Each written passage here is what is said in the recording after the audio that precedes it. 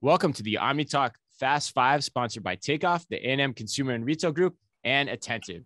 The OmniTalk Fast Five is the podcast that we hope each week makes you feel a little smarter and, most importantly, a little happier too.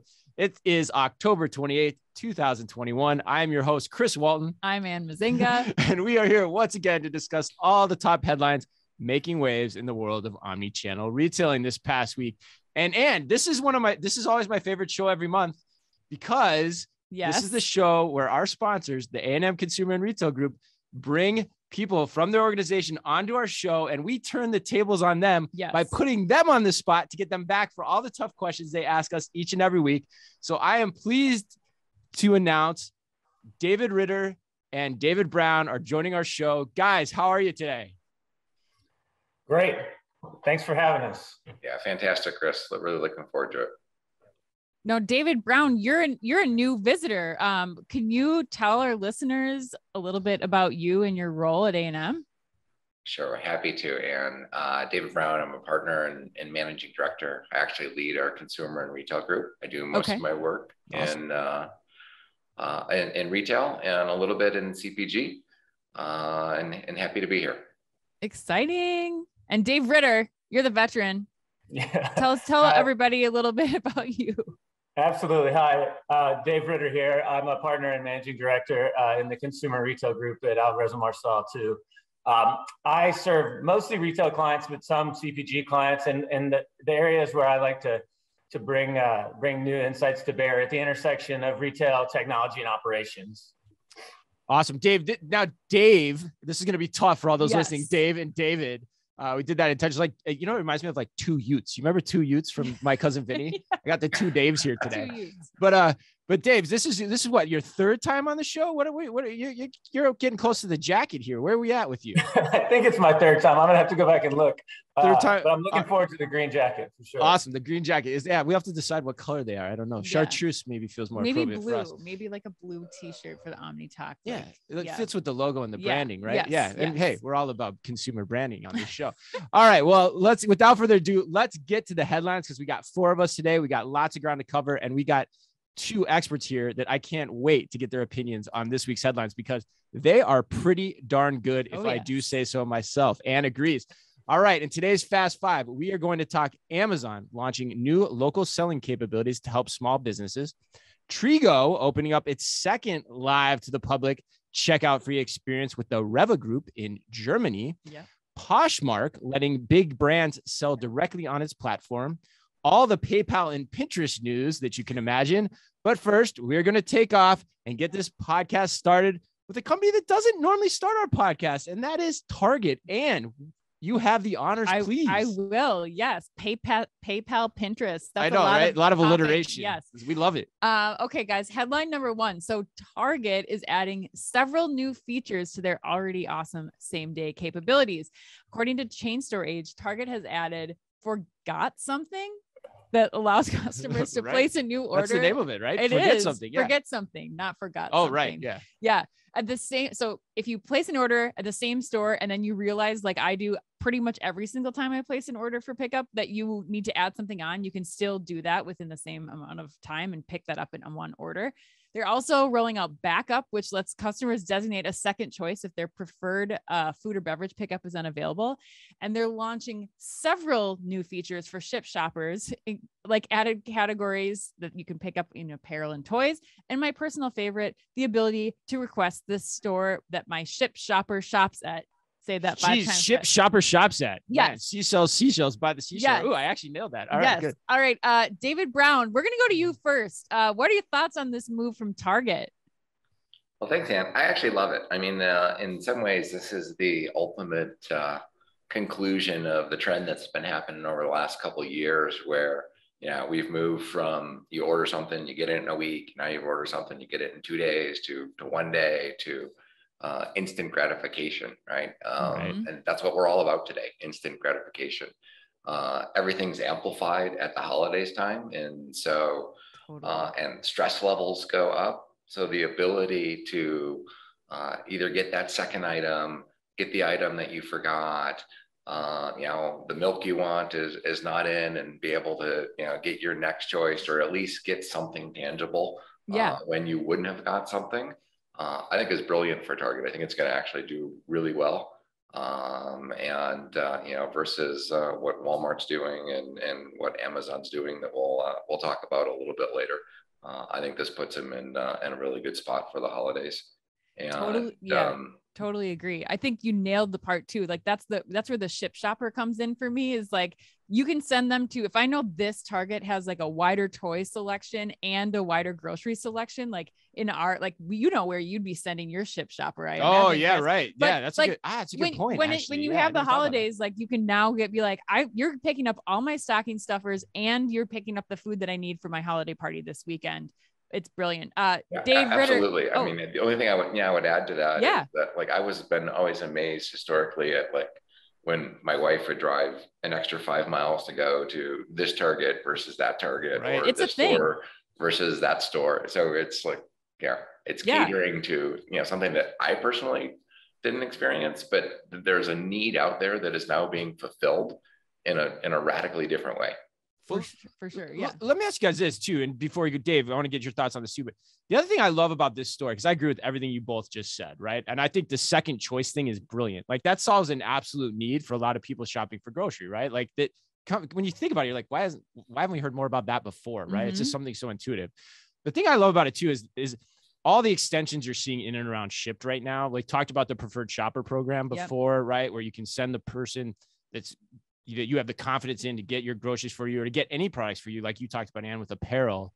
Like this gives a lot of extensions into the space in that last mile space, which is becoming more dog eat dog. When you start thinking about Instacart, DoorDash, Uber, they're carving out some nice little niches here that give them some points of differentiation against that sea of muck, so to speak. So I'm curious, Dave, what's your take on this?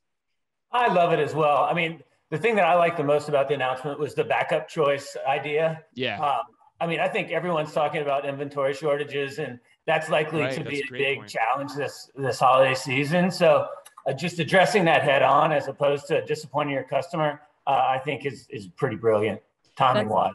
That's so true, Dave, too. That was one of the other points that I had. Like, this is all great in theory, but you better hope that Target's doubled down on the less sexy announcement. That's like, do you have clear inventory visibility? Because if you don't, then none of these things work. And I think that's true for a lot of companies too, as we're starting to get, especially into the holidays, like you said. But absolutely. Well, Ann. Yes. With that first headline out of the way, I have a question for you. Are you paying attention? I'm always paying attention. Are you even really? Post first concert of that's right. Ann attended her first concert. I am paying attention. She saw Evanescence yesterday. No, Sylvanesso, not Evanescence, Chris. Same thing in my mind. No, it's not. Very different things. But Ann, yes, I'm paying attention. I'm glad you're paying attention, because this next headline is brought to you by Attentive. And if you want to learn more and see why thousands of brands use Attentive's SMS platform to send interactive marketing campaigns that better engage customers and drive revenue, then Ann, you should visit attentivemobile.com/OmniTalk and request your demo today. Because headline number 2 is very important. Headline number 2 is that Amazon is now letting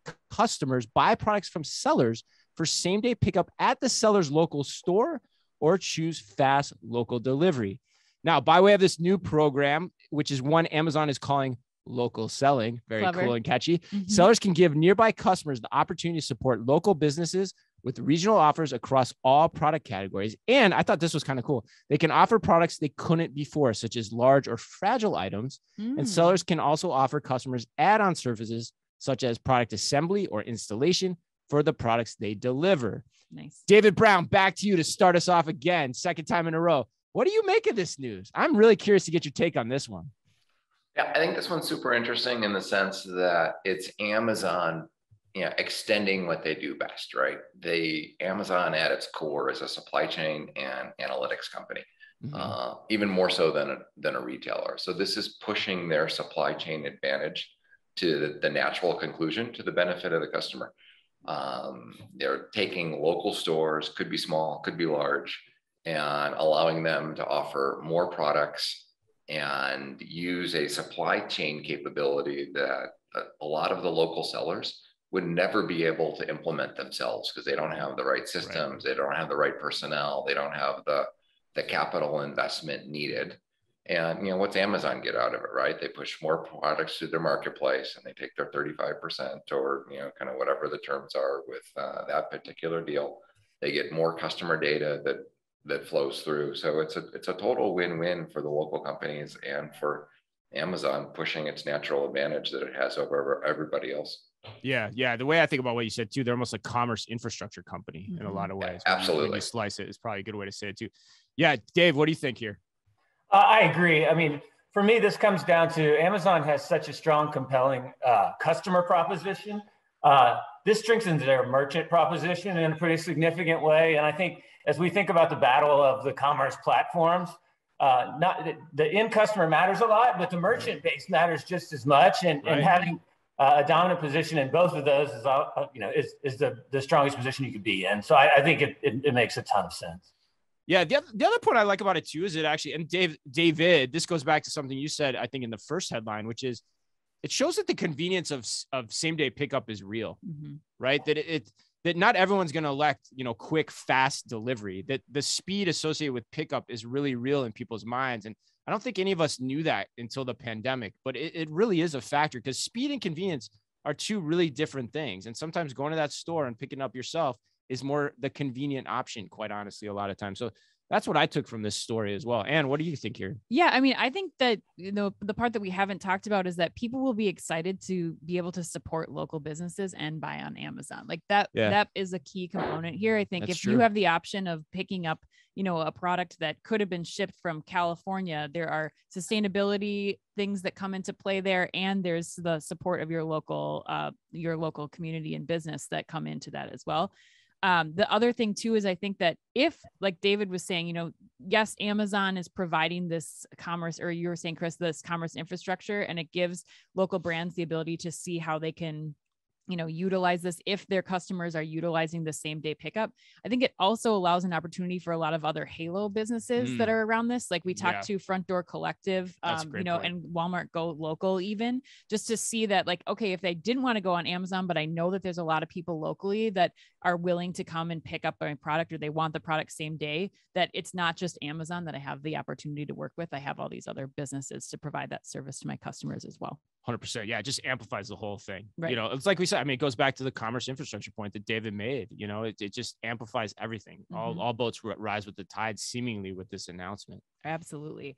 All right. Well, let's go on to headline number 3. So Trigo is in the news again this week. I know. In the span of 2 weeks, they have opened their second live to the public checkout free store, this time with REWE Group in Cologne, Germany. Now, a couple of key points to note: similar to the Tesco store that they opened in High Holborn, we just put out a video of a tour of that yesterday. So check, I've done all year. I know, it was amazing. Great. Check it out. This store in Cologne is also a retrofit, but unlike Tesco, this is a hybrid shopping experience. So customers can walk in and use their app to scan in and have a completely autonomous checkout experience, or they can shop through the traditional method and have a traditional shopping experience in the store. All right, David Ritter, let's start with you. What does this signal to you? We've got two big announcements in the span of 2 weeks. Where's it going from here? I think Chris and I have talked about this many times, but we have privately. Yeah, we have. I'm curious. Massive wave of the future. This is coming. It's just a matter of time. And the Trigo guys are on fire. Interestingly, some other competitors in the space, Grabango and Standard, have both made news too. So, I mean, this technology is coming. One of the things that I found really interesting about this that I don't think people are talking about is just how is innovation happening in retail and technology. Both of these pilots are with investors as well. So it's no longer a vendor retailer relationship. They're going together in partnership to test these new concepts. So I think just as much about the success of Trigo and the technology is that retailers are starting to get smart to the fact that, they can get a piece of the upside in the pie on some of these really groundbreaking technologies, and kind of almost build the future together, which I think is a really interesting kind of new model for a corporate VC. That's brilliant, Dave. I mean, I completely agree. I that's true. I knew that, but hadn't put those pieces together. And I think that's a great study for us to be paying attention to as we start to see more retailers and partners roll this out. David, what are your thoughts here? I agree with Dave. I think it's going to be an absolute wave of the future. I think at the core of this, a lot of people just don't like the kind of interactions that you have, at a grocery store, at a convenience store. Yeah. The waiting in line, they actually having to deal with other people. And I don't know if that's a sad commentary on the human condition or not, but the more you can take that friction out of the system, I think the better it is for a subset of the population. And I think it's going to be a huge success. Wow. So that's fascinating to me too, because, you guys, you're consultants, you got your eyes on everything going on in the industry. You guys are saying this is coming, because there's people on social media today, after I put the demonstration, the live demo we did with Trigo CEO in the High Holborn store online yesterday, there are people who are like still poo-pooing this and like very, very skeptical of it. And I'm like, man, check out the video, because the thing is just an awesome experience. Now at this point, you have to say Trigo's in the lead too. I mean, they've got 2 pilots with 2 countries going on, both in Europe, right? Here's the other part. Germany has some of the strictest privacy laws in the world, if not the strictest. And so that tells you how these guys are thinking about this. You bring in the partners part too, Dave. These guys are ready for anything. So to me, if you're a US retailer and you're not starting to look at this more strongly, you're missing the boat, in my opinion. Dave, what do you think? I mean, I couldn't agree more, but privacy laws, retrofit, hybrid technology, they're checking off all the boxes as they go. I mean, it's just a matter of time. And frankly, I think it's a real opportunity for U.S. retailers to be the first mover. I know Giant Eagle has taken some steps forward, but I mean, there's a lot of white space here, and they should be jumping at the opportunity. Well, and the Giant Eagle, and you mentioned the Grabango and the Standard Place too. Those are very different in their design too. Like, in both the designs here, you've got what I would call a pre-entry authorization, where the 2 companies, Tesco and REWE, they're all in on this, and they're saying, hey, shop this way. Whereas those other 2 experiences are like hybrid. You can use it, you can have the app, you can download it, and then you kind of scan it on something as you walk out, which I think is fraught with a whole host of issues. This is just a very different level of commitment in my mind too, to your point. Agreed. I mean, I think we will see new pilots popping up in the U.S. shortly. I mean, it's just a matter of time. Yeah, right. And they'll probably all take different shapes and sizes and forms too, I would imagine. And what do you think? Final word. Oh yeah. I mean, I think Trigo was talking about yesterday, within the next year, they're planning to open a 10,000 square foot store. The REWE and Tesco sizes are 2,500 square feet. So I think, like David, you guys are all saying, I think that it's going to just magnify, especially as it comes into the US more, and we start to see more stores of this size opening to come in the next year. Yeah, it's a good point too, Ann, because you can't get bigger unless you do something smaller first, right? It's going to be really hard to just start this at 40,000 square feet in your operation. So retailers need to get the punchline to that joke, I think, really quickly too. All right, let's do headline number 4. Interesting story here. I know Ann loved this one. Ann fought to get this one in.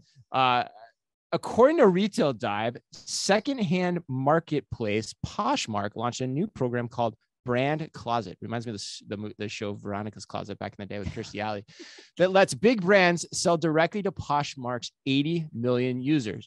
Now, here's how it works. Brands can share limited time products, create brand pages, conduct email campaigns, manage inventory and logistics, and do one-on-one client selling through Poshmark services.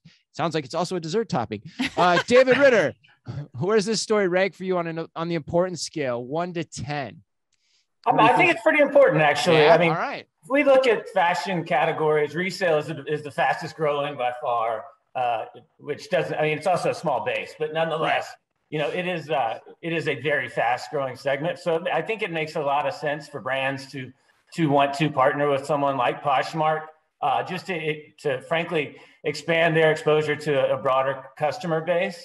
And in terms of Poshmark, the name of the game on all these platforms is traffic, right? Mm-hmm. So anything they can do to drive incremental traffic to their site, I think, increases the value of the full value proposition. So for me, it's more about, eyeballs and more about traffic to the site than the actual, specifics of this pilot itself. But I like the idea personally.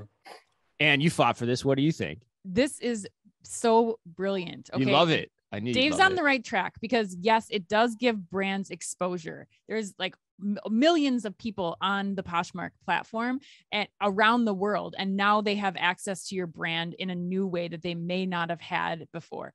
But I just did an interview with Cynthia Power from Recurate, And we were talking about this concept that brands are just starting to grasp of the multi-life value of your product. So it's not just about the product one-to-one. I sell the handbag and now it's done. That product is going to have multiple owners now, and in many cases, especially when you're talking about fashion, like Dave's saying, and luxury goods. And so how are you using these kinds of opportunities, partnerships with people like Poshmark, to make sure that you're connecting with all of the consumers that are going to own your product, the new consumer? How are you going to get back a customer that maybe did get the opportunity to have that item firsthand? There's a lot of things here, including— You're excited. I am. And Depop has been doing this with Radarte. Right, yeah, I can't say it correctly because I'm not a fashionista. I think you said it right? Radart. Oh, okay. And Anna Sui for a long time, where they're taking product that either was, they didn't get to produce. It was just a like pilot product that they were working with, and they're putting those out. So they're like limited edition. They have some allure to these new buyers. But then you can also use, if I'm a 20-year-old back in the day, and I'm clearing that long back in the day, and I'm clearing out my closet of H&M stuff, I could get rid of all my H&M stuff and start buying Anna Sui or Louis Vuitton with my Poshmark dollars that I have in my bank. And it's great. Like the whole circular economy is like taking place. And now brands are finally figuring out that somebody's going to resell your product. So you need to be involved in that process. Woo! You done? I need a cigarette. You do. I was just going to say you need a cigarette. Absolutely. All right, David, you got to follow that one on. What are your thoughts? That's hard to follow, but clearly excitement there. I think it's going to be really interesting from the standpoint of what are the brands going to put in the brand closet, right? Is it going to be used primarily as a liquidation channel? Yep. Is it going to be like I'm creating one-offs? Is it, as Ann, you said, is it going to be demo products? Is it going to be kind of their mainstream stuff, and how do they maintain kind of their brand identity, the message that they're trying to sell and send through a different channel. I love the idea of the lifetime value and the trade-up play and all of that, but I think it's going to be really interesting out of the gate to see how the different brands use the channel, right? Liquidation versus exclusives versus, maybe even a new product subset. So that's the beauty of it though, too, David, you hit on that exactly, is that they can test all of these things on this platform. They could see if the stuff that is overstock didn't find a way to make it through, like they can see that the overstock stuff's not selling and we're going to go just for resale and use this for resale, because the other option is putting that stuff in a landfill or burning it. So, I mean, this is a win-win for brands all around, I think. Or at least they're going to have more control here, being on the platform versus, dumping it through some other liquidation channel that they have less control, less customer contact. Yeah, exactly. I think Dave, you might've been on the show when we talked about this last time. Do you remember when we talked about like putting resale items on the selling floor of the stores too? Yep. Like, I like this idea a lot better because, the part that always worried me with the whole resale concept was, okay, do I really want to take my average unit retail down, in my whatever selling avenue I have? But in this case, that's not really, that's a different conversation because you're actually trying to get a higher return on the asset of the inventory that you already sold. Mm-hmm. And so to the points we're talking about, this enables that in a really good way. I love your point about is it Posh Bucks or am I making that up? Making that up. Am I making Absolutely. that up? Well, it should be a thing. If Stephen Tristan Young is listening, the CMO of Poshmark, Posh Bucks, I think it's Pack cool. Bucks is what you're referring to. What? Pack Sun. You're referring to the Pack Bucks that used to have in like the 90s. Anyway, do you have a puka shell necklace too that you are hiding underneath that? Do. All right, but Posh Bucks. Anyway, that's cool because yes, you get everyone on the platform selling, and then they can graduate into these higher, more aspirational brands, which is a really cool thing. I can't think of anywhere else you can do that. So. All right, Ann, I'm a little leery of giving you the fifth headline, given how high you started on headline number 4, but take it away. All right, you guys, headline number 5. Everybody wants to talk about this one. They love to hate on this headline, but PayPal and Pinterest, they were on again. Now they're off again. Yeah. Last week, the Wall Street Journal reported that PayPal was interested in acquiring Pinterest.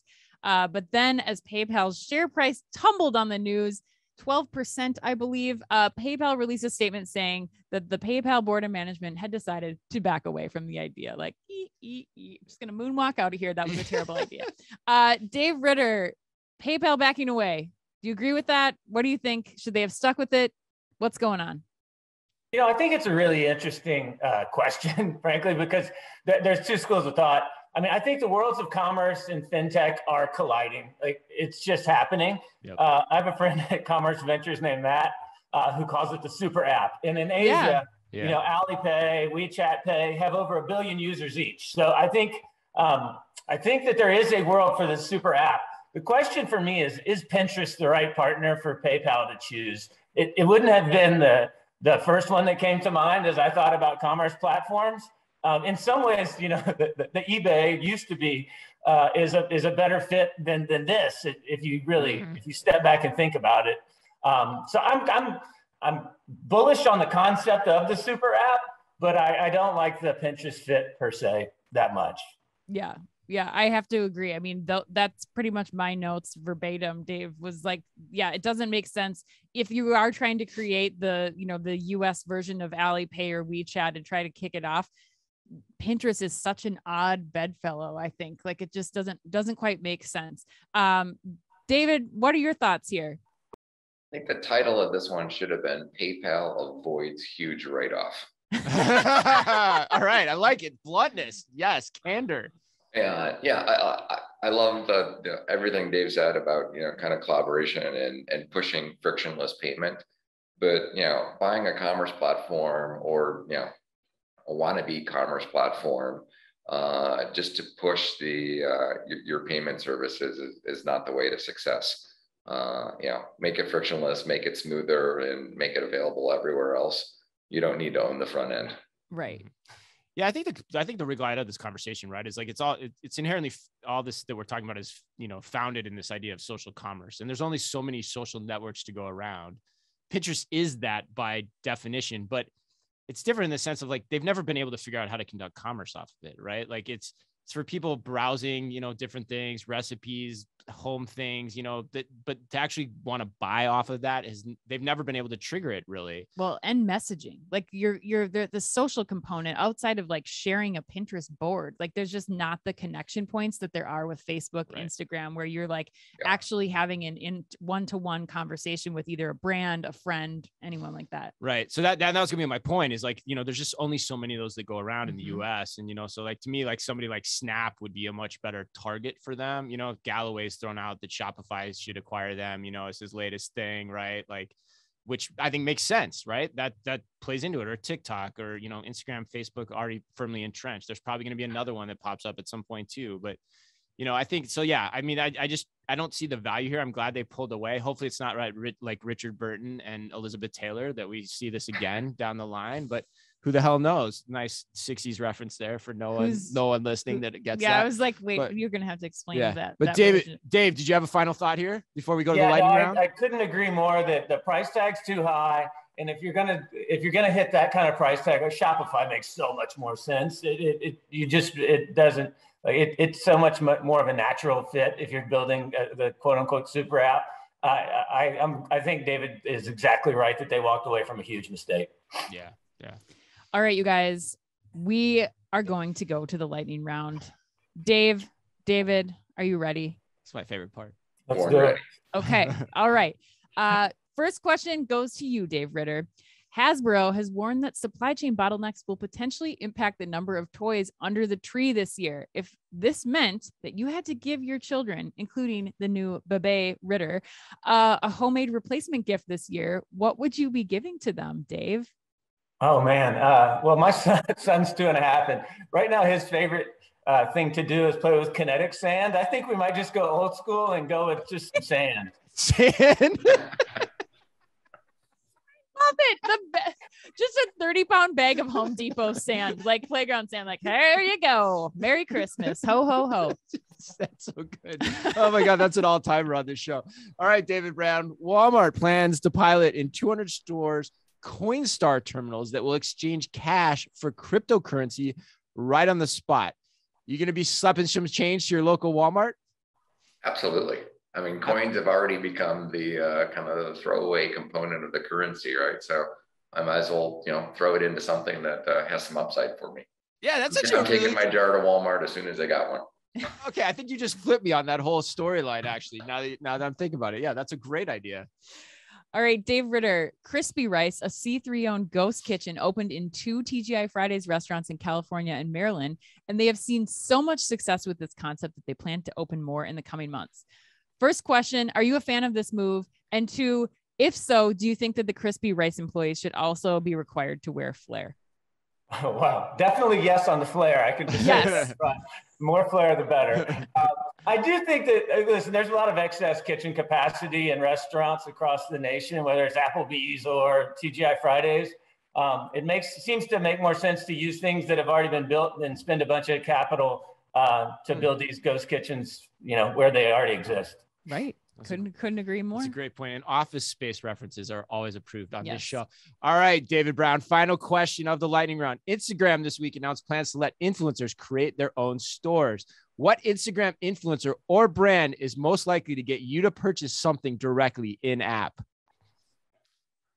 Yeah, I love David Chang's podcast and a lot of the stuff that he posts on Instagram. So the ability to buy Milk Bar cookies, directly would probably be pretty exciting for me. All right. Nice drop. That was very, very well done. All right. Well, happy birthday today to close us out to Annie Potts, Finn Whitrock, and the woman who had the biggest crush on in the 8th grade and quite honestly probably still do, Julia Roberts.